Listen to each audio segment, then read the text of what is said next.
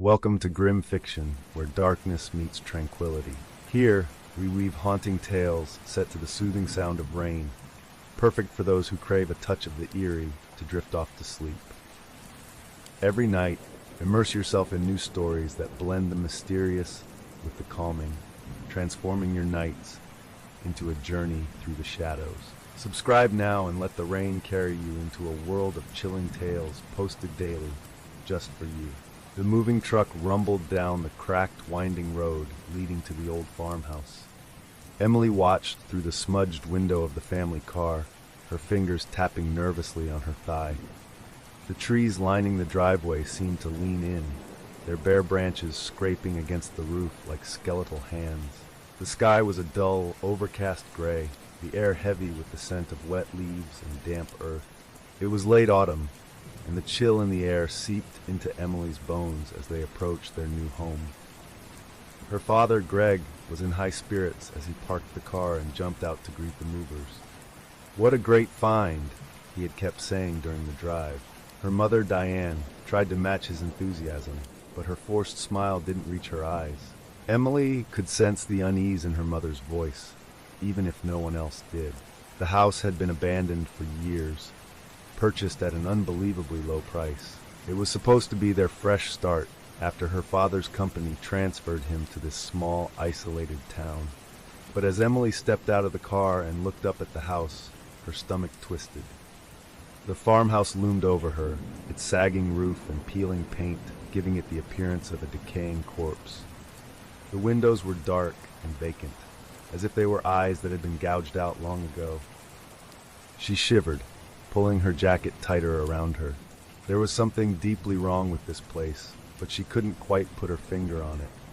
"Hey, Em, don't look so glum. It's an adventure," her father called out, ruffling her hair as he walked past with an armful of boxes. Emily forced a smile, trying to shake off her dread. Maybe it was just nerves, a new town, a new school, a new house. It was a lot to adjust to. Inside, the farmhouse was even darker. The air was thick with dust, and the wooden floors creaked underfoot as they moved from room to room. The musty scent of mold mixed with something else, something metallic that made Emily's nose twitch. Her mother opened the windows, trying to let in some fresh air, but the draft that blew in was icy cold. Emily's new bedroom was on the second floor, at the end of a long hallway lined with faded floral wallpaper. The previous owners had left behind an old cracked mirror that leaned against one wall, reflecting the room's dreariness.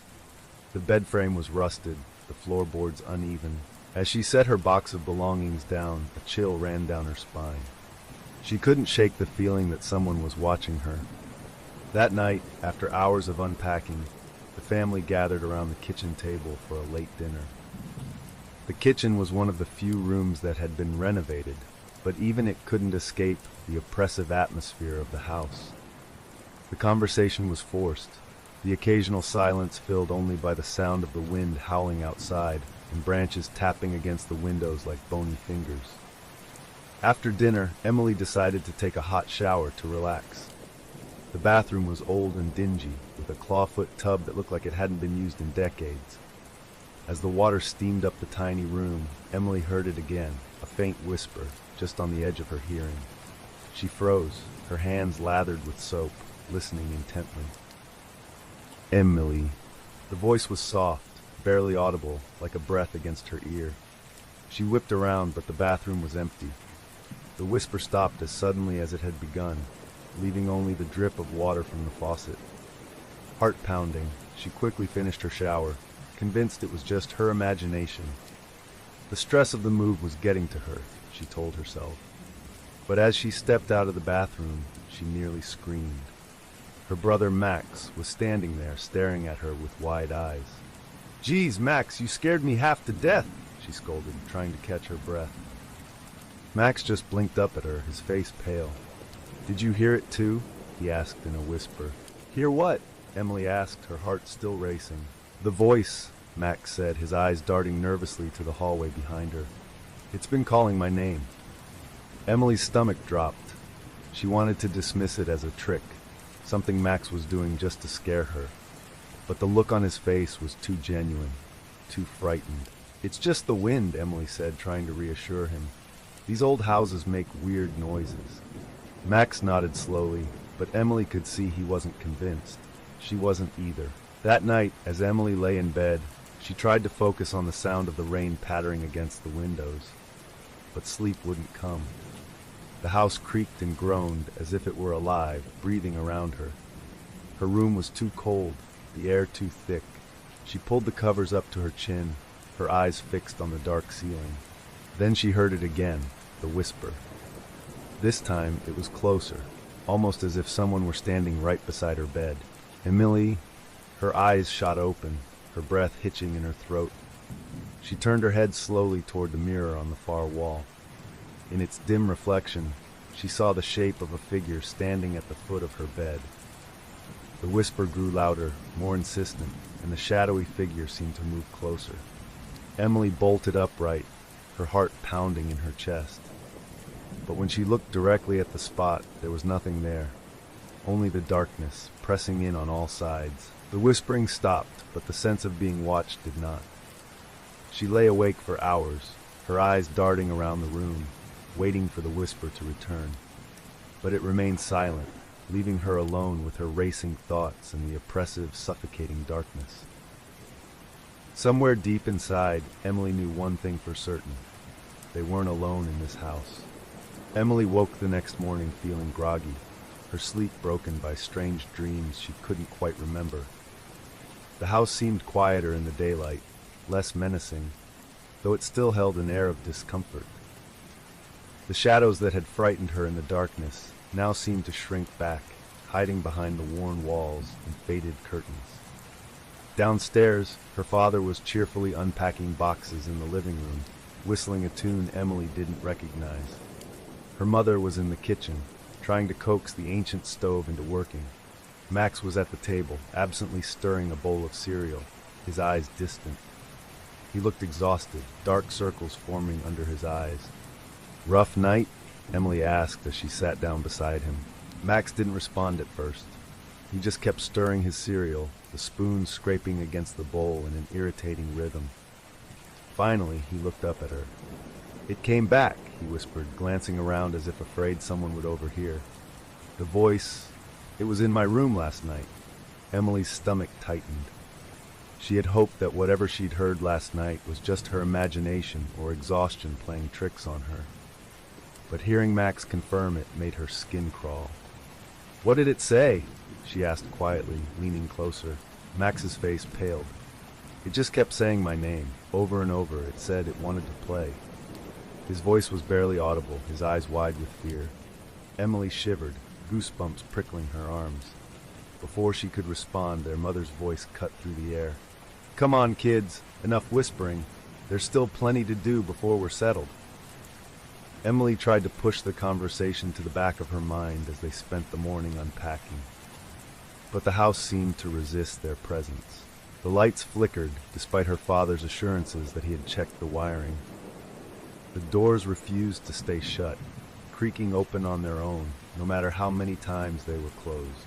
And the drafts, they came from nowhere, chilling Emily to the bone. While unpacking her room, Emily decided to clean the cracked mirror left behind by the previous owners. As she wiped away the layers of dust, she noticed something odd. There were scratches in the glass, almost imperceptible, forming what looked like letters. She squinted, trying to make sense of it. "Leave." The word was faint, but unmistakable. She stepped back, her heart hammering in her chest. It had to be a prank, right? Maybe left by the previous tenants, but something about it felt wrong, like it wasn't meant to be found. That evening, as darkness fell, the house seemed to come alive again. The wind picked up outside, rattling the old windows. Emily sat in her room, staring at the mirror. The message was still there, taunting her. She tried to convince herself it was a coincidence, but a cold knot of fear was forming in her stomach. When she finally left her room to use the bathroom, she found Max standing in the hallway, staring at the attic door. His eyes were glazed over, and he didn't seem to notice her approach. "Max?" she called softly, not wanting to startle him. But he didn't respond. He just kept staring at the attic door, his lips moving silently, as if he were repeating something under his breath. Emily moved closer, straining to hear. "Let me in! Let me in!" He was whispering over and over in a voice that didn't sound like his own. It was lower, almost guttural. "Max!" Emily shook his shoulder, snapping him out of his trance. He blinked rapidly, looking around in confusion. What happened?" he asked, his voice small and frightened. "I don't remember."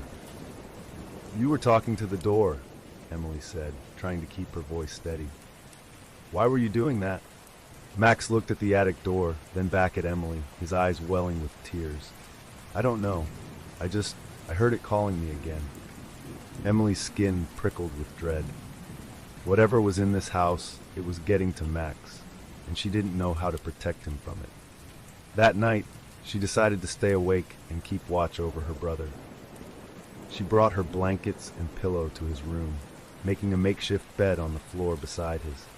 Max fell asleep quickly, his breathing deep and even, while Emily lay awake, her eyes darting around the room, watching the shadows dance. The whispering returned around midnight. Emily heard it clearly this time, like someone was speaking directly into her ear. "Leave while you still can." She sat up, her heart racing, but the room was empty. The whispering stopped, replaced by a soft scratching sound, like nails scraping against wood. It was coming from beneath Max's bed. Emily's breath caught in her throat. She didn't want to look, but something compelled her to. She crawled on her hands and knees, peering into the dark space beneath the bed. At first she saw nothing but darkness, but then faintly she made out a series of deep, jagged scratches in the wooden floorboards. They formed words. "Get out!" Emily scrambled back, her hands shaking. The message looked freshly carved, the wood around the letters splintered and raw. She glanced at Max, who was still asleep, oblivious to the horror beneath his bed. A cold dread settled over her. The house wasn't just haunted, it was trying to warn them. But the whispers and warnings were growing more desperate, more violent. Emily didn't know if it was trying to protect them, or if it was merely toying with them before something far worse happened. As she lay back down, unable to sleep, the whisper returned, clearer and more menacing than ever. "Leave, or he'll be next." The morning sun crept reluctantly through the dusty windows of the old farmhouse, casting long, pale beams that seemed to barely penetrate the shadows lurking in the corners. Emily rubbed her bleary eyes, exhaustion heavy in her limbs. She had barely slept after what she had discovered the night before. Every time she closed her eyes, she could see the freshly carved words beneath Max's bed. "Get out." Max was oddly cheerful that morning, as if he had no memory of the previous night's events. Emily watched him warily as he devoured his breakfast. How could he act so normal? The shadows, the whispers, and the mysterious scratches had shaken her to her core, but Max seemed completely unfazed. "Can we explore the basement today, Dad?" Max asked between mouthfuls of cereal, his tone suddenly excited. Emily stiffened. She had overheard their parents talking about the basement, how it was unfinished, cold, and filled with cobwebs. Their father had warned them to stay out of it until he could clear away the debris and check for mold. But Max's sudden obsession with it felt wrong. "Sure, buddy, but be careful," Greg said, distracted as he flipped through a stack of papers. "Just don't go getting yourself stuck down there. The last thing we need is you getting hurt before school starts." Max's eyes gleamed with a strange excitement that sent chills down Emily's spine. As soon as breakfast was over, Max darted toward the basement door. Emily hesitated before following him, a knot of dread twisting in her gut. She didn't want to go down there, but she was even more afraid to leave Max alone. The basement door creaked open with a long, mournful groan. Cold air rushed up the stairs, carrying with it a damp, earthy smell, like the air after a heavy rain. The wooden steps descended into darkness, barely illuminated by a single naked light bulb that flickered erratically. "Max, wait!" Emily called, but he was already halfway down, his small feet making soft thumps on the old wooden steps. Taking a deep breath, Emily followed him down into the darkness. The basement was as grim as she had imagined. Dirt floors, exposed pipes, and shadows that seemed to ripple as if alive.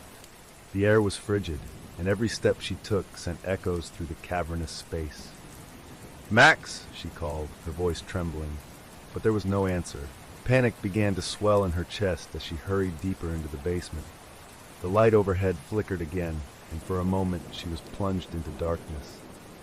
When it came back on, Max was gone. "Max, where are you? This isn't funny!" she shouted, her voice cracking. She turned in circles, searching every dark corner, her breath coming in short, panicked gasps. The cold seemed to seep into her bones, the silence pressing in on her like a weight.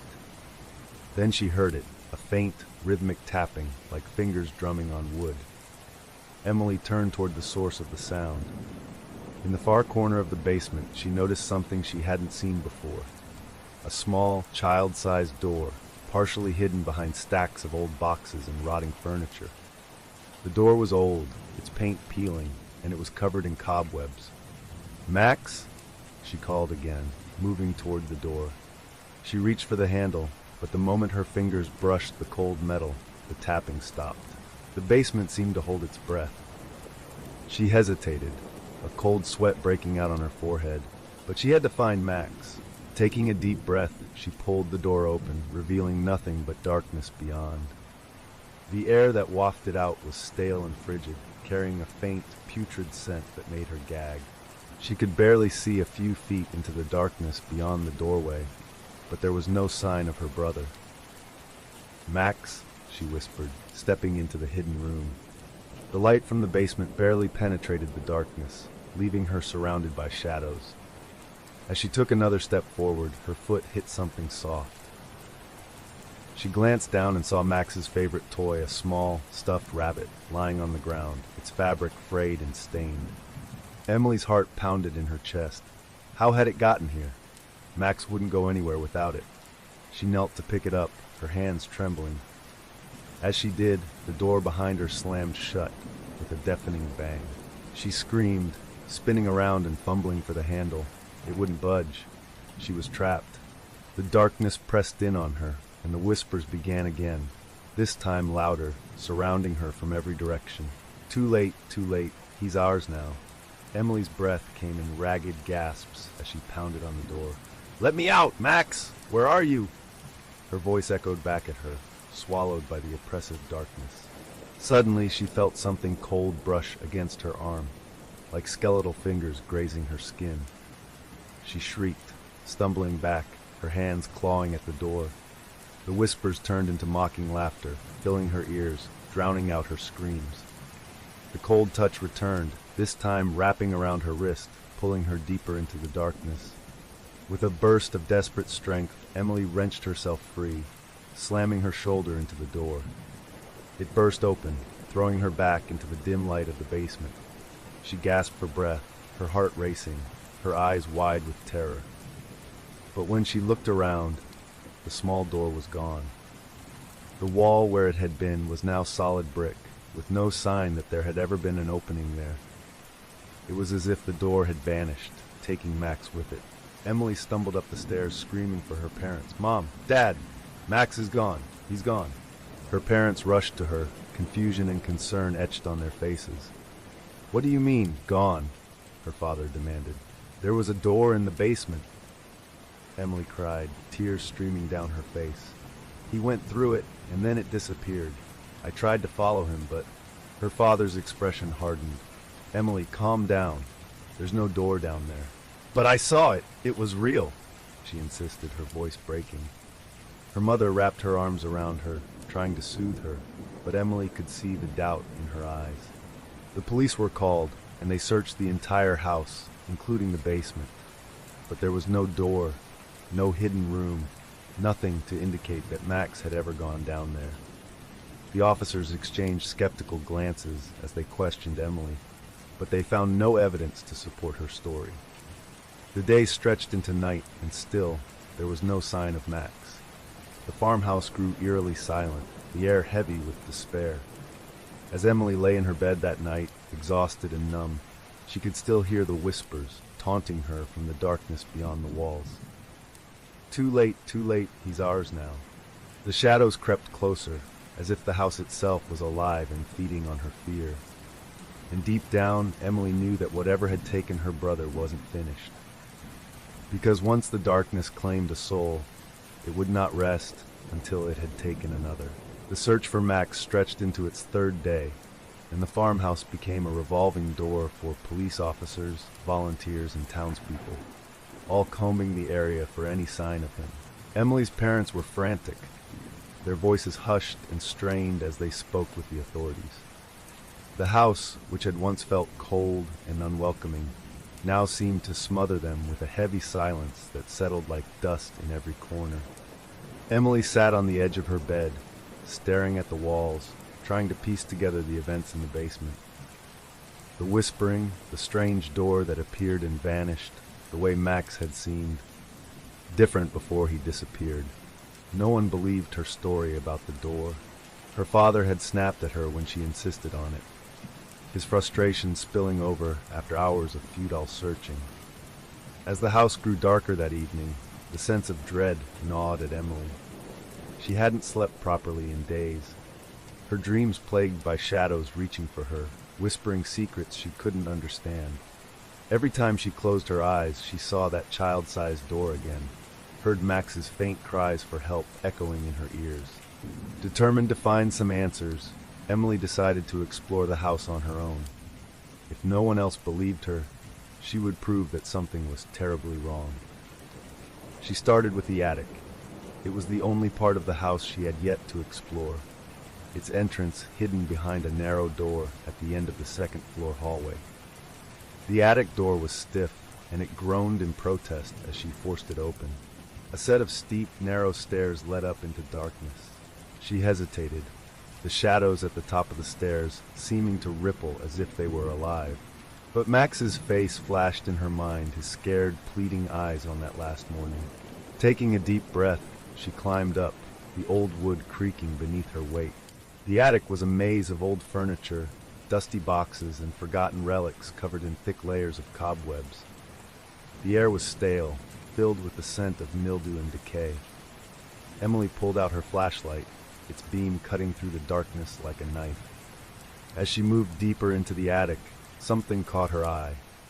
An old rocking chair in the far corner, facing away from her. It was slowly rocking back and forth, the creak of its movement the only sound in the oppressive silence.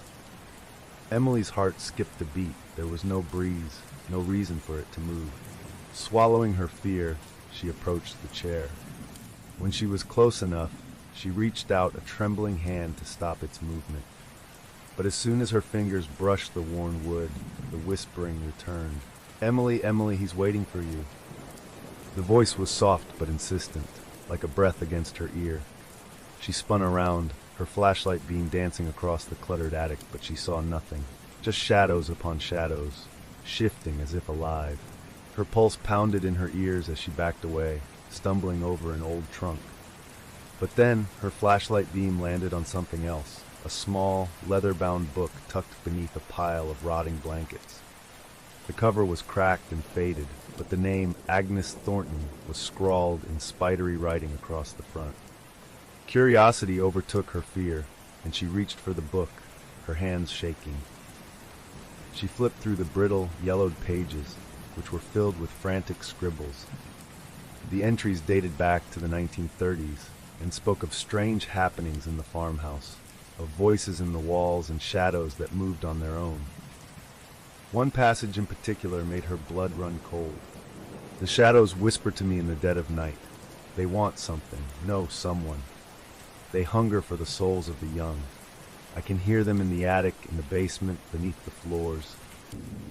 They tell me secrets I do not want to know, and they promise me freedom if I give them what they seek. But I fear it is a lie, a trick to draw me deeper into their darkness." Emily's hands trembled as she read the final entry. "They have taken my son. I hear his voice, but I know it is not him. It is them, mimicking him, taunting me. I can hear him crying, begging for help, but when I follow, it is always the shadows that greet me. I must seal the doorway, but they are too strong. If anyone finds this, leave this house. Do not listen to their lies. The doorways are everywhere." Emily dropped the journal, her breath coming in quick gasps. It couldn't be a coincidence. The voices, the hidden door, the way Max had been drawn to the basement. The shadows had taken him, just as they had taken Agnes's son all those years ago. Suddenly, a loud crash echoed from downstairs, followed by the sound of glass shattering. Emily's heart leapt into her throat as she stuffed the journal into her backpack and raced back down the attic stairs. As she reached the bottom floor, she found her parents standing in the living room, staring in horror at the shattered mirror on the wall. It had splintered into 1,000 jagged pieces, reflecting distorted fragments of their terrified faces. "What happened?" Emily's father demanded, looking around wildly. Before anyone could answer, the lights flickered, and the house was plunged into darkness. The whispers rose again, louder this time, filling every corner of the room. Too late, too late. Emily's mother screamed as something cold and unseen brushed past her, knocking her to the floor. The shadows writhed along the walls, twisting into grotesque shapes. Emily could feel the chill of them, like icy fingers trailing over her skin. "They're coming for him," the whispers hissed, their voices overlapping in a cacophony of horror. "He belongs to us now." Emily's father tried to turn on the flashlight on his phone, but it flickered and died. The house seemed to come alive, the walls groaning, the floorboards creaking as if something beneath was shifting. Desperate, Emily pulled out the journal. There had to be something in it that could help them. Flipping through the pages, she found a crudely drawn diagram of a ritual. Agnes had tried to seal the shadows away, but she had failed. Emily's hands trembled as she scanned the instructions. It required salt, fire, and blood. The last line was underlined in a shaky hand. "The shadows fear the light. They cannot take what is protected by fire." "Mom, Dad, we have to light candles. We need salt," Emily shouted, her voice barely audible over the rising whispers. Her father looked at her like she had lost her mind, but her mother, eyes wide with fear, grabbed her arm. "What are you talking about?" "Just trust me," Emily pleaded, clutching the journal. "It's the only way to stop them." Reluctantly, her father nodded and hurried to the kitchen. Emily and her mother scrambled to gather candles and salt from the pantry. The house shook violently as if protesting their actions, and the whispers turned into a deafening roar. "Hurry, they're getting closer," Emily shouted, her voice nearly drowned out by the cacophony. They frantically arranged a ring of salt on the living room floor, placing candles at each corner. Emily cut her palm with a kitchen knife, just as the ritual described, letting a few drops of blood fall into the circle. As she lit the first candle, the shadows recoiled, screeching in fury. The whispers turned to screams, the air thick with the smell of burning rot. The flickering candlelight seemed to hold them at bay, but only just. Emily's vision blurred, the room spinning around her. She could hear Max's voice now, faint and distant, as if he were calling to her from somewhere deep below. "Emily, help me." The shadows writhed at the edges of the circle, their forms contorting into monstrous shapes. They were desperate now, trying to reach her, to snuff out the light that held them back.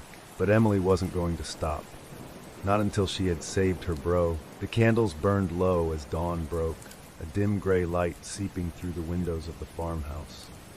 The night had been long and terrifying, with shadows clawing at the salt circle, their whispers turning to shrieks of fury as they failed to breach the barrier. The ritual had held, but just barely. Now, in the pale morning light, the house seemed quiet, too quiet, as if it were waiting. Emily, her hands trembling and her palms still throbbing from the cut, sat slumped on the floor beside her parents. Her mother's eyes were red and puffy, her father's face haggard and pale. They hadn't slept. None of them had. "What the hell is going on, Emily?" her father finally asked, his voice barely more than a whisper. He looked at the circle of melted candles, the salt scattered across the floor, the journal clutched in Emily's hands. "What are these things?" Emily hesitated, knowing that what she was about to say would sound insane. But after the events of the night, there was no denying it anymore. "This house is haunted or cursed or something worse," she said, her voice barely steady.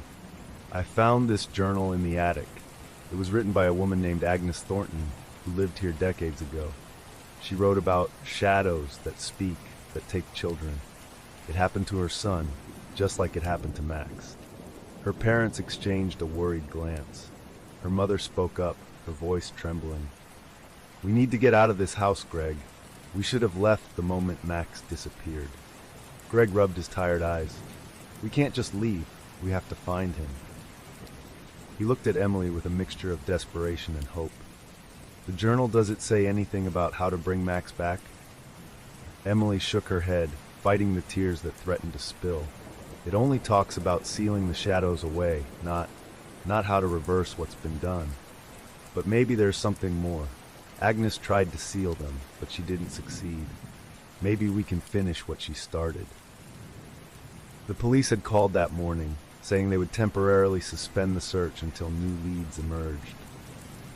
The house had been combed over, top to bottom, and yet they found no secret door, no hidden room, nothing to support Emily's story.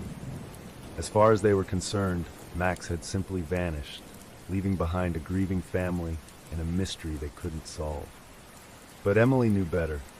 She knew the shadows had taken him, and she was determined to bring him back. The library. After some convincing, Emily's father agreed to drive her into town to visit the local library. Her mother stayed behind, insisting she would stay alert in case Max returned. The ride was tense and silent, the weight of their loss hanging heavily in the air. The town itself was small and old, with cobblestone streets and buildings that looked like they belonged to another century. The library, a tall Gothic structure, loomed ahead like a sentry guarding secrets. Inside, the librarian, an elderly woman with gray hair and a gaze that seemed to pierce through Emily's soul, greeted them with a wary smile. Emily explained that she was researching the history of their farmhouse, hoping it might hold clues to Max's disappearance. The librarian's expression darkened at the mention of the house. "That old place, it's got a history," she said, her voice low. "Not many folks talk about it anymore. Best left alone, if you ask me." But Emily was insistent. The librarian reluctantly led them to a dusty corner of the library where old town records were kept. Emily spent hours combing through yellowed newspapers and brittle documents. As she flipped through the pages, she uncovered stories that sent chills down her spine. In the late 1800s, the farmhouse had belonged to a family named the Thorntons. Agnes Thornton, her husband, and their young son, Peter. According to the records, Peter had disappeared one stormy night, just as Max had.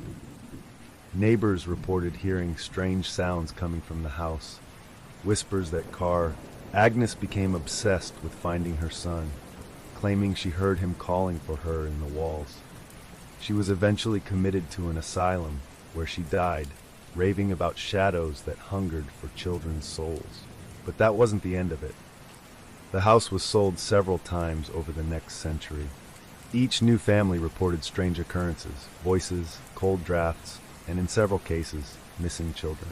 In 1953, the Hartley family's twin daughters vanished without a trace. In 1987, a young boy named Samuel disappeared while playing hide-and-seek in the basement. Each case was eerily similar, but no one had ever found a trace of the missing children. The house had remained empty for years, its reputation growing darker with each passing decade, until Emily's father had purchased it. As Emily read the last article, something caught her eye. A grainy black and white photo of Agnes Thornton standing on the front porch of the farmhouse, clutching a journal that looked exactly like the one Emily had found in the attic. A town's dark secret. Emily's father sat beside her, his face pale as he read over her shoulder. "Why would they sell us that house?" he muttered, anger boiling beneath the surface. "Why didn't anyone tell us?" "Because no one wanted to believe it," the librarian said quietly, having approached them unnoticed. "And because there's something in that house that doesn't let go so easily." Emily turned to the librarian, desperation in her eyes. "Is there anything in town folklore? Any way to stop whatever is in the house?" The librarian hesitated, then sighed. "There's an old legend, older than the town itself. It said that the land the farmhouse was built on was once used by a coven that practiced dark rituals. They summoned shadows from beyond our world, creatures that fed on the innocence of children. When the townspeople discovered what was happening, they killed the witches and sealed the gateway they had opened. But the shadows never left. What happened to the gateway? Emily asked, leaning forward, her pulse quickening. The librarian shook her head slowly. No one knows for sure. Some say the witch's altar is hidden beneath the house, in a chamber that can only be reached by those the shadows choose. Others say it's just a tale to scare children. But Emily knew it wasn't just a story. She had seen the door in the basement, the one that had vanished, and the whispers that had lured Max. That door must be the gateway. And if she could find it again, she might have a chance to bring him back. The discovery. As they drove back to the farmhouse, Emily's mind raced. She clutched the journal to her chest, her knuckles white. Her father was silent beside her, his jaw clenched. They had no idea what they were up against, but they had to try. As soon as they arrived home, they found Emily's mother pacing the living room, her face pale and eyes wild. "I heard him," she said, clutching Emily's arm. "I heard Max's voice coming from the walls." Emily's heart sank. The shadows were getting bolder. They were playing tricks, using Max's voice to lure them deeper into the house's darkness. But she couldn't let fear paralyze her. "We need to go back to the basement," Emily said with a newfound determination. "If the altar is down there, we might be able to open the door again and bring Max back." Her parents exchanged a fearful glance, but nodded. They couldn't afford to doubt her anymore. Armed with flashlights, candles, and the ritual instructions from Agnes's journal, they descended into the basement once more. As they reached the bottom of the stairs, the air grew colder, and the whispers began anew, swirling around them like a dark, malevolent wind. "Emily," Max's voice drifted through the darkness, soft and pleading. "Help me." But this time, Emily was ready. She gripped her flashlight tighter, her eyes scanning the walls for any sign of the hidden door. Because the basement was colder than Emily remembered, the air so frigid it felt like breathing in ice. The flickering beam of her flashlight barely penetrated the darkness, which seemed to thicken the deeper they ventured. Emily's parents followed close behind, their faces pale and drawn with exhaustion. The shadows clung to the corners, moving almost imperceptibly, as if they were alive. "Stay close," her father whispered, gripping the heavy flashlight like a weapon. Emily nodded, her heart pounding so loudly it drowned out the faint whispers that surrounded them. "Emily, Emily, come find me."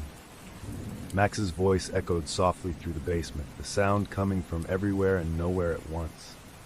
The tone was desperate, almost mournful, but Emily knew better than to trust it. The shadows had mimicked Max's voice before, taunting her with false hope. "Keep your eyes open for any hidden doors or passages," Emily instructed, her voice shaking. Her mother held a bundle of candles in one arm and a bag of salt in the other, ready to form another protective circle if needed. The basement seemed larger than before, the darkness stretching out into what felt like an endless void. The walls themselves appeared to shift, creating new shadows that danced and twisted in the dim light. Emily kept her focus, remembering the ritual instructions from Agnes's journal. There had to be a hidden entrance somewhere, a gateway to the shadow realm where Max was trapped. Suddenly the air grew even colder and the faint smell of rot filled the space. Emily gagged, covering her nose. "It's here," she whispered. "We're close." The sound of soft weeping drifted through the air, and Emily's heart clenched. It sounded exactly like Max, crying softly, just like he did when he was scared. For a moment she almost broke down. She wanted to run toward the voice, to comfort him, to tell him that everything would be okay. But she had to stay focused. The shadows were trying to lure her, to trick her into letting down her guard. Her father moved ahead, sweeping his flashlight across the walls. "There's got to be a way to," he stopped abruptly, his beam landing on something. "Emily, over here." Emily hurried to his side, her mother close behind. The flashlight illuminated a section of the wall that looked different from the rest. It was smoother, the bricks newer and less worn. Emily's father pressed his hands against the wall, pushing and prodding, and then click. The sound of grinding stone filled the air as a narrow door slowly swung open, revealing a passageway beyond. A rush of cold, foul-smelling air blasted out, nearly knocking them off their feet. The passage was pitch black, the darkness within it almost tangible. Emily's flashlight flickered, threatening to go out, but she kept it steady, pointing it down the corridor. "That must be it," her mother whispered, her voice trembling. Do we really go in?" Emily nodded, swallowing her fear. "If that's where Max is, we have to." The three of them stepped into the narrow passage, the darkness swallowing them whole. The walls were damp, and a thick, cloying odor clung to the air. The whispers intensified, swirling around them like a cacophony of hissing voices. He's waiting. The passage seemed to go on forever, twisting and turning, the floor sloping downward. Emily could feel the presence of the shadows closing in, like cold fingers brushing against her skin. Her mother muttered prayers under her breath, while her father kept one hand on Emily's shoulder, as if afraid she would be snatched away into the darkness. Finally, they reached the end of the passage, stepping into a wide circular chamber. The walls were covered in strange, ancient symbols, drawn in what looked like dried blood. In the center of the room was an old, crumbling altar, surrounded by the remains of what looked like children's toys, stuffed animals, small shoes, and tiny, decaying bones. Emily's heart nearly stopped when she saw it. Max's favorite stuffed rabbit, lying in the center of the altar, stained and covered in dust. "Max!" Emily screamed, her voice echoing in the chamber, but there was no answer. Her father approached the altar, his flashlight beam shaking. "What is this place?" he whispered, horrified. "What did they do here?" Before anyone could answer, a shadow detached itself from the wall, rising up like a dark mist. It twisted and coiled, forming a shape that resembled a figure, a man with hollow eyes and a wide, toothy grin. The whispers grew louder, overlapping, filling the air with a maddening chorus. "He's ours now. He belongs to the shadows." "No, he's my son!" her father shouted, stepping forward. But the shadow figure only laughed, a sound like nails scraping against metal.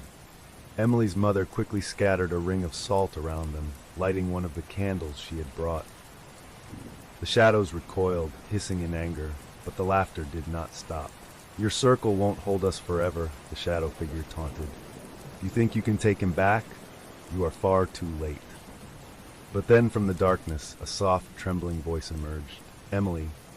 She spun around, her flashlight beam landing on a small figure standing just outside the salt circle. It was Max. He looked pale, his clothes filthy, but his eyes were hollow, glazed over as if he were sleepwalking. "Max!" Emily cried, tears streaming down her face. She reached out to him, but the moment her hand left the salt circle, a shadowy tendril lashed out, wrapping around her wrist like a snake. The cold was unbearable, seeping into her bones. "Stay back, Emily!" her father yelled, grabbing her and pulling her back into the circle. The shadows shrieked in fury, but they couldn't cross the line of salt. "Max, please, come here!" Emily pleaded, her voice breaking, but Max just stood there, swaying slightly, his eyes unfocused. "He cannot hear you," the shadow figure sneered. "He is one of us now." Emily's mind raced. She couldn't let Max slip away into the darkness forever. Then she remembered something from Agnes's journal. The shadows cannot take what is protected by light. "Dad, the candles!" Emily shouted. "We need more light!" Her father grabbed the remaining candles from his backpack, lighting them as quickly as his trembling hands allowed. The flames cast a warm glow that pushed back the shadows, making them writhe and shrink. For a moment, Max's eyes cleared, and he seemed to recognize Emily. "Emily!" he whispered, his voice so faint it was almost lost in the chaos. "Help me!" Taking a deep breath, Emily stepped to the edge of the circle, holding one of the candles in front of her like a shield. The shadows hissed and recoiled as she inched forward, the candlelight flickering but holding steady. "Max, you have to come to me," Emily said, her voice firm despite her fear. "The light will protect you. You have to step into the circle." For a moment, it seemed like Max didn't understand, but then slowly he took a hesitant step forward. The shadows around him shrieked in rage, their dark tendrils lashing out, trying to drag him back. "Come on, Max, you can do it!" Emily screamed, her heart pounding. With one final desperate lunge, Max threw himself into the circle of salt, collapsing into Emily's arms. The shadows screamed, their forms disintegrating as the light from the candles flared brighter, filling the chamber with a blinding glow. And then, all at once, the darkness was gone. The whispers stopped, the basement was silent, the oppressive cold lifting like a veil. Emily held Max tightly, sobbing into his filthy hair. You're okay," she whispered, rocking him back and forth. But as she looked down at him, she saw that his eyes, though clearer, still held a shadow of darkness in their depths. He was back, but something had followed him, a peace-o. The air in the farmhouse was thick with tension. They had brought Max back from the basement, but something was clearly wrong. He was here in body, but his eyes were distant, hollow, as if part of him had been left behind. Emily's parents tried to soothe him, holding him close, whispering words of comfort, but Max just stared ahead, unblinking. The house seemed to hum with a low, ominous vibration, as if it were holding its breath, waiting for something. Emily could sense it. Whatever they had brought back with Max wasn't done with them. The shadows were still lurking, just beyond the edge of the light, hungry and furious. They had come so close to claiming Max, and they would not give up so easily. As dusk fell, the farmhouse grew colder, the shadows lengthening along the walls. Max was sitting at the kitchen table, his fingers twitching, his gaze fixed on something that only he could see. Every now and then he would mumble under his breath, fragments of sentences that made no sense. They're coming, too dark, can't hide. Emily's father, Greg, was pacing the floor, running a hand through his disheveled hair. "What do we do now?" he muttered. "We can't stay here, not with whatever this is." Her mother, Diane, was at the stove, stirring a pot of soup, though her hands were shaking so badly that she could barely keep hold of the spoon. "Maybe we should go to a hotel just for the night," she suggested, her voice tight with anxiety. "No," Emily said firmly, clutching Agnes Thornton's journal to her chest. "Leaving won't help. The shadows will follow us. They're tied to Max now. The only way to stop them is to finish the ritual Agnes started." Her parents exchanged a glance. They were frightened, confused, and exhausted. But after everything they had witnessed, they could no longer deny that something supernatural was happening. Emily laid the journal on the table, flipping to the page with the ritual instructions. The faded ink was barely legible, but she had read it so many times that she knew it by heart. Agnes tried to seal the shadows away, but she failed because she didn't have enough light or enough sacrifice. We need to finish what she started. It's the only way to free Max. Her father leaned over her shoulder, squinting at the ancient text. "What exactly are you suggesting, Emily?" "There's a binding ritual," Emily explained, her voice steady despite the fear gnawing at her insides. "It requires fire, salt, and blood. But most importantly, it needs enough light to drive the shadows back into whatever hell they came from." She hesitated, then added, "And it needs a willing sacrifice." "A sacrifice?" her mother gasped, her face going pale. "Absolutely not. There's no way." Emily cut her off, her voice calm but resolute. "Agnes tried to do it alone, but she wasn't strong enough. That's why it didn't work. But if we all do it together, we might have a chance." Greg shook his head. "No, Emily, I'm not letting you put yourself at risk. We'll find another way." "There is no other way." Emily's voice broke, tears stinging her eyes. "Max is slipping away. We brought him back, but whatever's inside him, it's not done with him yet. If we don't act now, we'll lose him, for good this time." Her father's shoulders slumped, defeated. Diane's eyes filled with tears, but she nodded. "What do we need to do?" Preparing for the ritual, they gathered everything they needed from around the house: candles, matches, salt, and an old silver knife that Emily found in one of the kitchen drawers. The ritual required a specific symbol to be drawn on the floor, a circle inscribed with runes that Agnes had described in her journal. The circle was meant to trap the shadows and force them to release their hold on Max. Max was disturbingly quiet as they prepared. He sat on the couch, his eyes glazed, his lips moving silently as if he were talking to someone only he could see. Occasionally he would let out a soft, high-pitched giggle, the sound so unnerving it sent chills down Emily's spine. "Max," Emily whispered, kneeling beside him, "we're going to help you, I promise." For a moment his eyes cleared, and he looked at her with something like recognition. "It hurts, Emily," he whispered. "They're in my head. They don't like the light." "We're going to stop them," Emily said, squeezing his hand. "Just hold on a little longer." As they finished drawing the circle and placing the candles, the house seemed to come alive. The walls groaned, and a deep, rhythmic thumping began, as if a heartbeat were pulsing beneath the floorboards. The air was thick with the smell of decay, and the temperature dropped so sharply that their breath misted in the air. "It's time," Emily said, her voice barely more than a whisper.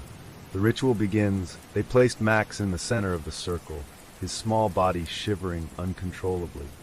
Emily, her parents, and the flickering candlelight were the only things keeping the encroaching darkness at bay.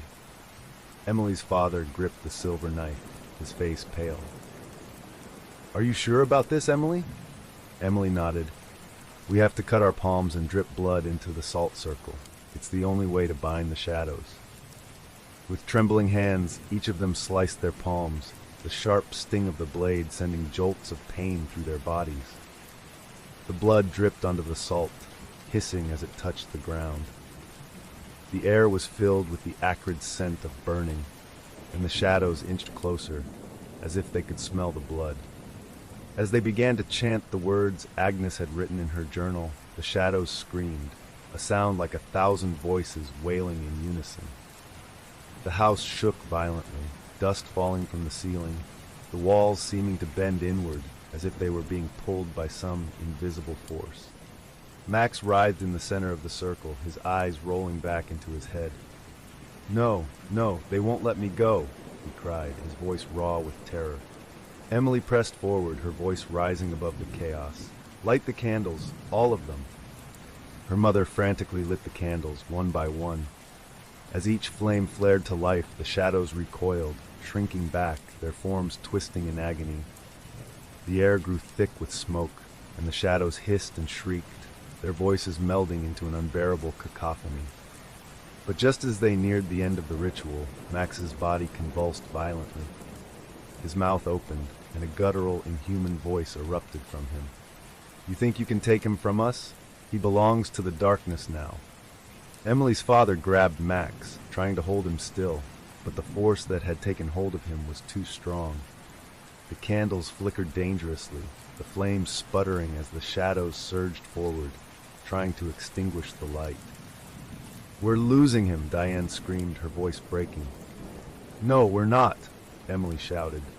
She grabbed the silver knife from her father's hand and, without hesitation, made a deeper cut on her own palm. Blood flowed freely as she reached out to Max, pressing her bleeding hand to his forehead.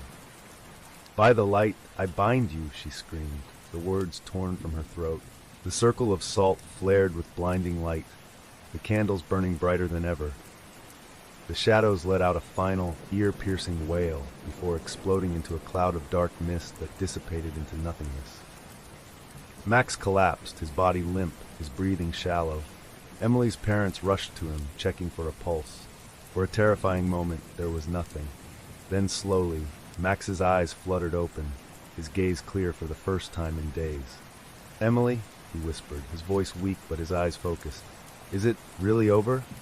Emily nodded, tears streaming down her face as she hugged him tightly. But as she looked around the dimly lit room, the shadows no longer moving, she couldn't shake the feeling that it wasn't truly over.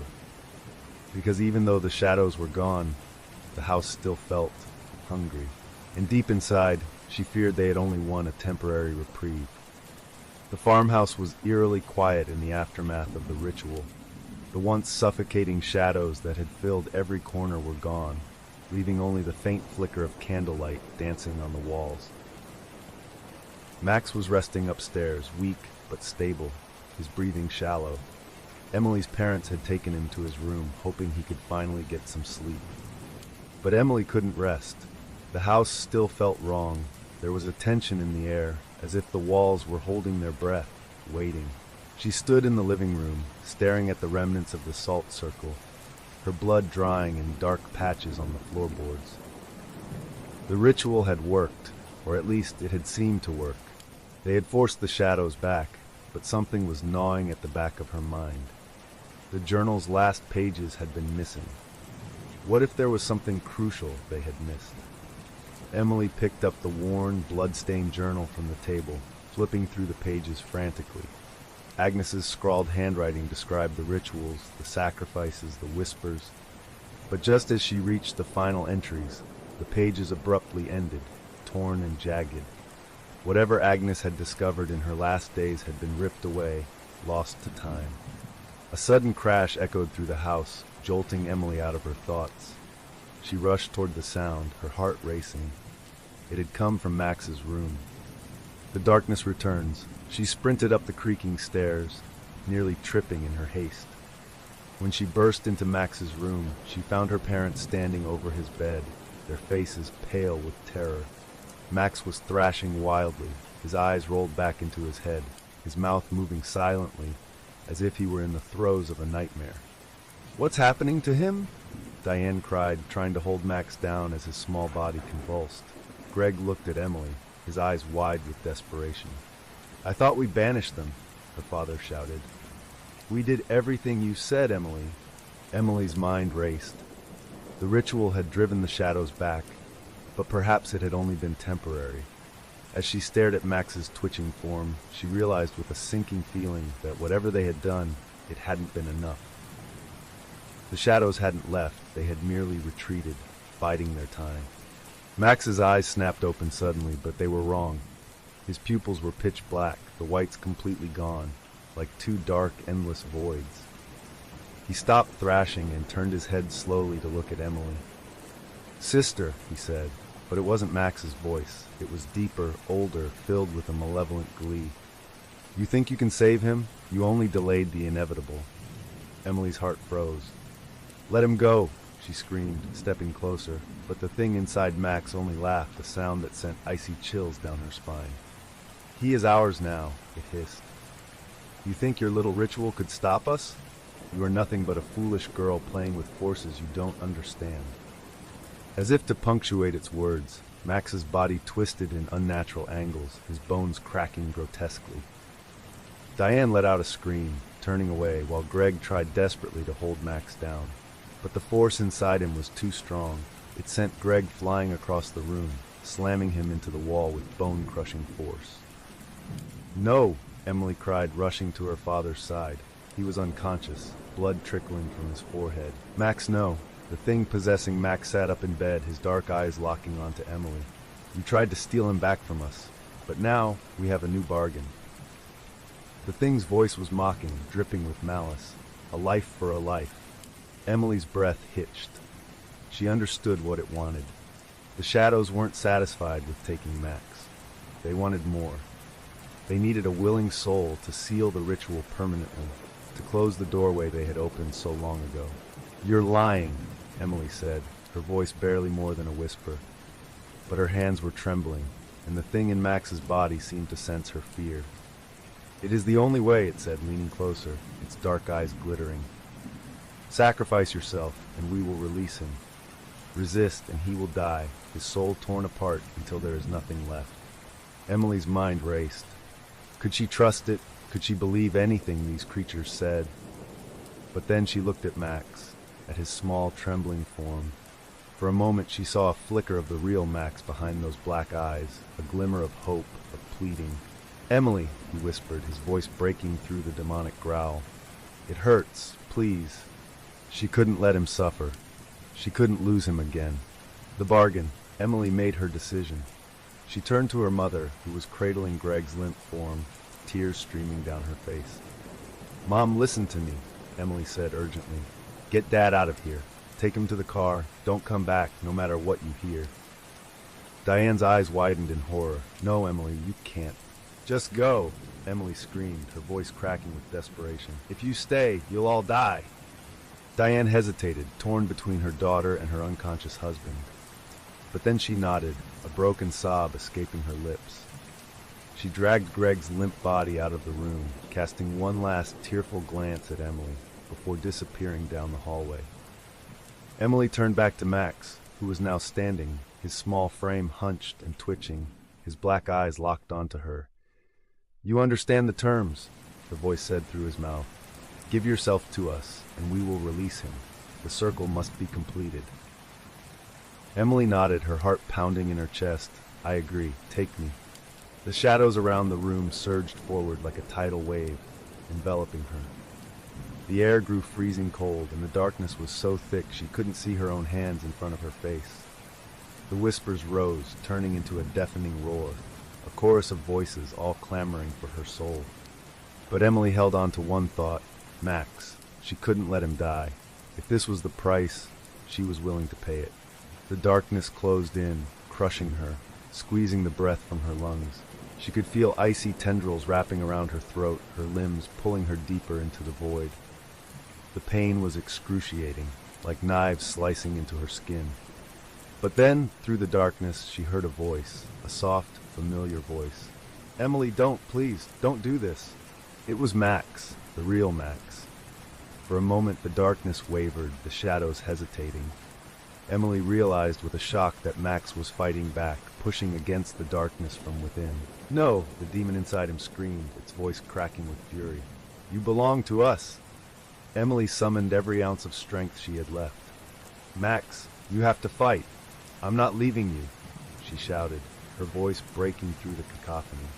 Max's eyes flickered, the blackness receding for just a moment. "Emily, I'm trying," he whimpered. Emily's mind raced back to Agnes's journal. There had been one line she hadn't fully understood before. The light of a willing heart can banish the darkness. She had assumed it meant the ritual, but maybe it meant something deeper. She reached into her pocket and pulled out the silver knife. The shadows screamed in fury as she pressed the blade to her palm once more, letting her blood drip onto the floor. "I offer myself," she whispered, "but not as your victim. I give myself freely to the light." A blinding flash erupted from her palm, the blood sizzling on the floor like molten fire. The shadows screamed, thrashing wildly, but they couldn't reach her now. The light expanded, burning away the darkness, filling the room with a searing brilliance. Max collapsed, his eyes returning to their normal blue, his face streaked with tears. The shadows howled in rage as they were banished, retreating into the cracks and crevices of the house, unable to withstand the pure, blinding light. Emily fell to her knees, exhausted but alive. Max crawled to her, sobbing, his small hands clutching at her shoulders. "You did it," he whispered. "You saved me." But as Emily held him close, she couldn't shake the feeling that something had changed. The shadows were gone, but they had taken something with them, a piece of her soul. And deep down, she knew the darkness wasn't truly vanquished. It was waiting, biding its time. The farmhouse was eerily quiet in the aftermath of Emily's desperate attempt to banish the shadows. The oppressive darkness had lifted, but the air was still thick with the scent of smoke and burning decay. Emily, weak and drained, held Max in her arms. He was shivering, his small frame racked with sobs. Her parents had returned after hearing the terrible screams, and now they huddled around Max, relieved but fearful of what might still lurk in the depths of the house. "Emily," her father said, his voice strained as he held her close. You did it. You saved him." But Emily knew better. The shadows had retreated, but they hadn't been destroyed. She could still feel them, lurking just beyond the thin veil of light they had managed to conjure. It was as if the house itself was waiting, watching, biding its time. Max's eyes were clear now, the darkness that had once consumed them replaced with fear and confusion. But as he looked up at Emily, she saw something else, something that sent a chill down her spine. A flicker of something old, something cruel, that did not belong to her little brother. "We need to leave," her mother said urgently. "We need to get far away from this place." No, Emily said, shaking her head. We can't run. If we leave now, it will follow us. We haven't finished the ritual. The shadows are still tied to this house and to Max. Her father's face went pale. But you just said, it's not over, Emily interrupted. The shadows, they let Max go, but they took something else in return. They're still here, still bound to this place. We need to close the gateway permanently, or they'll come for him again. And next time, they won't let go. Max whimpered, clinging to Emily. I can still hear them, he whispered. They're calling me, saying they're coming back. Emily's heart sank. She had suspected as much, but hearing Max confirm it solidified her worst fears. The ritual had been incomplete, and now the shadows were enraged. They had tasted Max's soul, and they would stop at nothing to take him back. A revelation. As Emily tried to figure out their next move, she remembered the journal. There had to be something they'd missed, something that could finally break the curse that had haunted the house for over a century. She turned to the last, tattered pages, desperately searching for answers. It was then that she saw it, a small note scribbled in the margin in Agnes Thornton's frenzied handwriting. The blood of the willing can seal the doorway, but only if the offering is made at the source, the heart of the house, the altar beneath the earth. Emily's stomach dropped. She had thought the altar in the basement was the source, but according to Agnes, there was another deeper, older, hidden beneath the very foundations of the house. Dad, Emily said, her voice tight. There's another chamber, deeper than the basement. That's where the real altar is. That's where we need to finish the ritual. Her father shook his head, disbelief and exhaustion etched on his face. Emily, this is madness. We've already tried. Dad, listen to me, she snapped, her voice sharp and urgent. The ritual wasn't completed because we did it in the wrong place. The shadows are tied to the original altar, the one hidden beneath the house. We have to find it and seal it off for good. Greg looked at his daughter, seeing the fierce determination in her eyes, the strength that had kept them alive this long. He nodded slowly. All right, he said. We'll do it your way. The descent into darkness. With renewed determination, the family gathered whatever supplies they could find, candles, salt, the silver knife, and Agnes's journal. Max, though frightened, insisted on coming with them. They're afraid of you, Emily, he whispered. When you're close, they can't hurt me. Emily's heart broke at the thought of leaving him behind, terrified and alone, so she agreed to let him come, promising to protect him with her life. They descended into the basement once more, their flashlights casting narrow beams that barely cut through the dense shadows. The deeper they went, the colder the air became, and the whispers returned, swirling around them like a chilling wind. Turn back, too late, he's ours. Ignoring the whispers, Emily led them to the section of the basement where they had previously found the hidden door. But this time, instead of opening into the small room they had explored before, the door led to a set of stone steps, spiraling even deeper into the earth. The air was thick with the smell of damp soil and decay. The walls of the passage were covered in strange symbols, glowing faintly with a sickly green light that seemed to pulse like a heartbeat. As they descended, Emily could feel the oppressive presence of the shadows closing in. This was it, the heart of the house, the source of the darkness that had consumed so many lives. The hidden altar. At the bottom of the stairs, they emerged into a vast underground chamber. The ceiling was so high it disappeared into darkness, and in the center of the room stood a massive stone altar, covered in strange, writhing symbols. The air was heavy with the stench of rotting flesh, and scattered around the altar were the remnants of old, decayed toys, grim reminders of the children who had been taken. Max whimpered, clutching Emily's arm. It's here. It's waiting, he whispered, his eyes wide with terror. Emily nodded, forcing herself to stay calm. She turned to her parents. We have to be quick, she said. Once we start the ritual, the shadows will try to stop us. Greg and Diane hurried to set up the candles in the salt circle around the altar, their hands shaking. Emily stood at the center, gripping the silver knife. She had read Agnes's instructions over and over. The ritual required a final sacrifice to seal the gateway once and for all. The blood of the willing, Emily whispered, staring at the knife. She had known it would come to this. The shadows needed a soul to seal the door, to end their grip on the house, and it had to be someone who chose to give themselves freely. Her father's eyes widened as he realized what she was about to do. Emily, no, there has to be another way. There isn't, she said, tears streaming down her face. If I don't do this, they'll take Max. They'll take all of us. Max cried out, reaching for her. No, Emily, please, don't leave me. Emily's heart shattered, but she couldn't let the shadows take her brother again. I'm doing this for you, Max, she whispered, cupping his tear-streaked face. You have to be strong.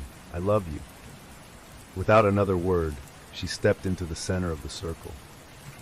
As her parents sobbed, she pressed the knife to her palm, letting her blood drip onto the altar. The ground shook violently, and the shadows screamed, surging forward like a black tide.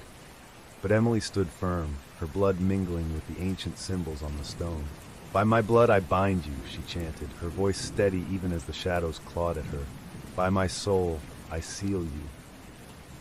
The altar erupted with light, a blinding burst that sent the shadows shrieking in agony.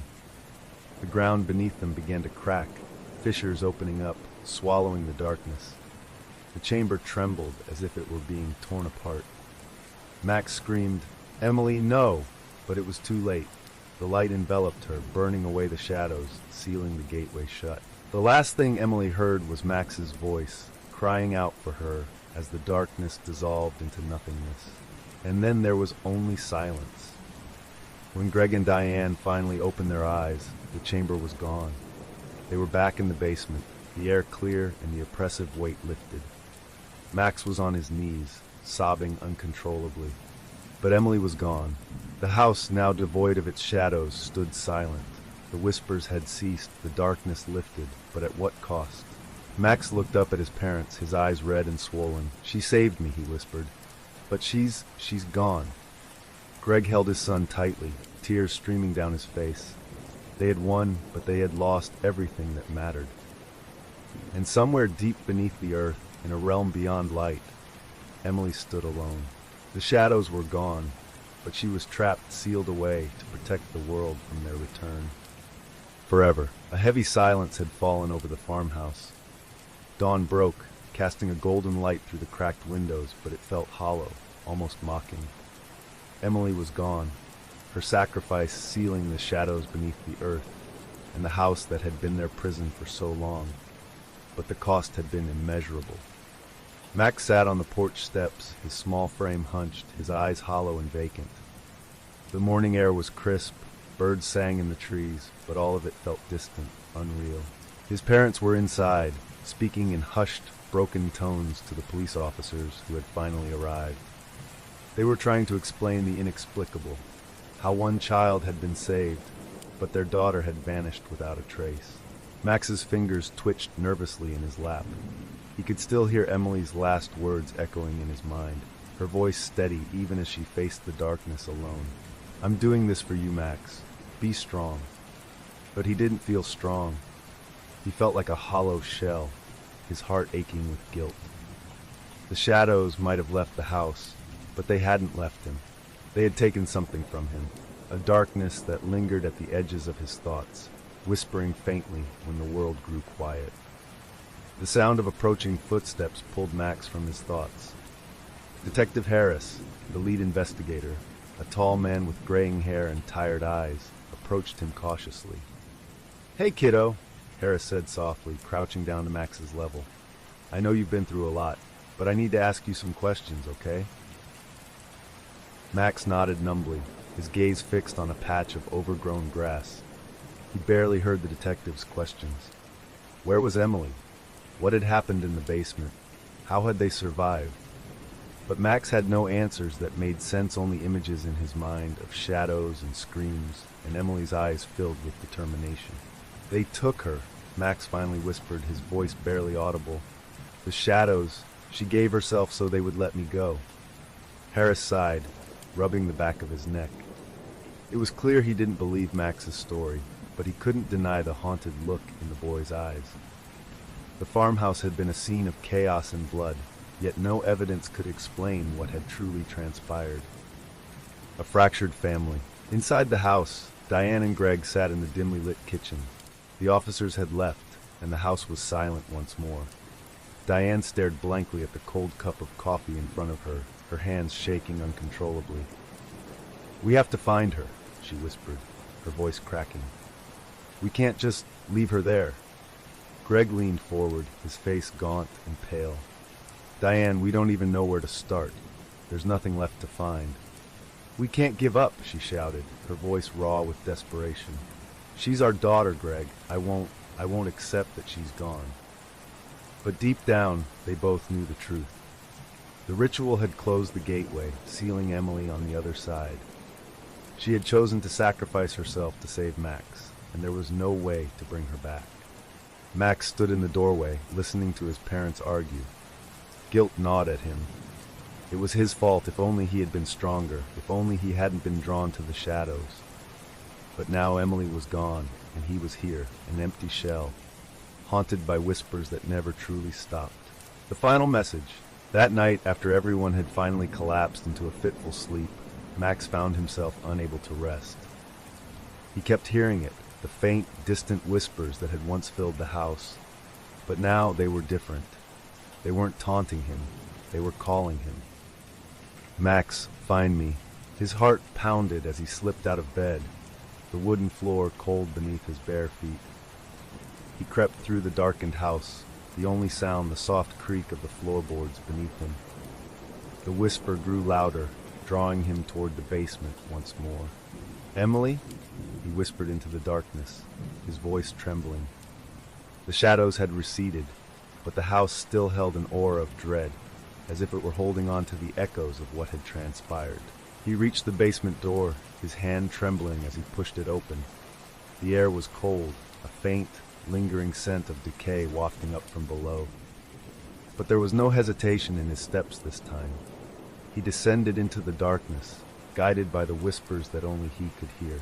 At the bottom of the stairs, the basement was as he remembered it, cold, damp, and filled with an oppressive silence. But now, at the far corner, where they had first found the hidden door, there was something new, a faint, pulsing glow. As Max approached, he realized it was coming from a small crack in the wall. The light was warm, comforting, and familiar. Heart racing, he knelt down and peered through the crack, and then he heard it clearly. "Max, it's me," Emily's voice. Tears welled in his eyes. "Emily, are you really there?" he whispered, pressing his ear to the cold stone. "Yes," she replied, her voice a soft, comforting whisper. "I'm trapped, Max, but I'm okay. The shadows can't hurt me here. I'm in between." "In between?" Max asked, his voice shaking. I don't understand." "I'm not completely gone," Emily said. "I sealed the shadows, but they kept me here. I'm in the darkness, but it's fading slowly. I don't have much time." Max's heart ached. "I'll get you out," he sobbed. "I promise I'll—" "No, Max," Emily interrupted gently. "You can't open the gateway again. If you do, the shadows will come back, and this time they'll never leave." "Then how do I save you?" he pleaded. "You can't," she said softly. "But you can live, Max. You have to move on. Be strong like I was for you. Remember me, but don't come back here. The house, it's not safe." Max pressed his forehead to the wall, tears streaming down his cheeks. "Emily, I can't leave you."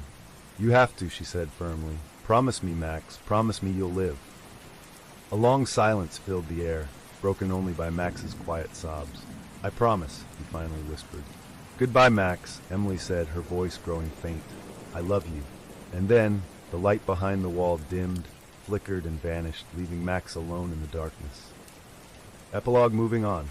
3 months later, the farmhouse was abandoned once more.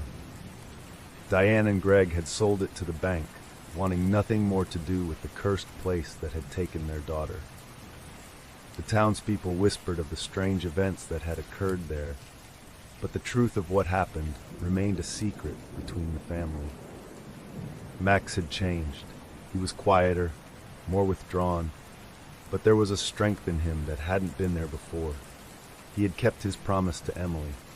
They moved to a new town, far away, where no one knew their story. But Max carried the weight of his sister's sacrifice with him, a burden he would bear for the rest of his life. On the night before they left, Max slipped into the backyard of their new home. He looked up at the sky, his eyes glistening with unshed tears. "I'm keeping my promise, Emily," he whispered to the stars. "I'll live, I won't come back." And as he stood there, the faintest whisper carried on the wind, like a soft breath against his ear. "I'm proud of you, Max." And for the first time since Emily's sacrifice, Max smiled. The shadows were gone, the farmhouse stood empty, but its darkness had been sealed forever. But in the deepest part of the earth, beneath the cold stones of the basement, a whisper stirred faint, almost imperceptible, waiting, biding its time, because darkness once awakened is never truly gone. It simply waits for someone else to hear its call.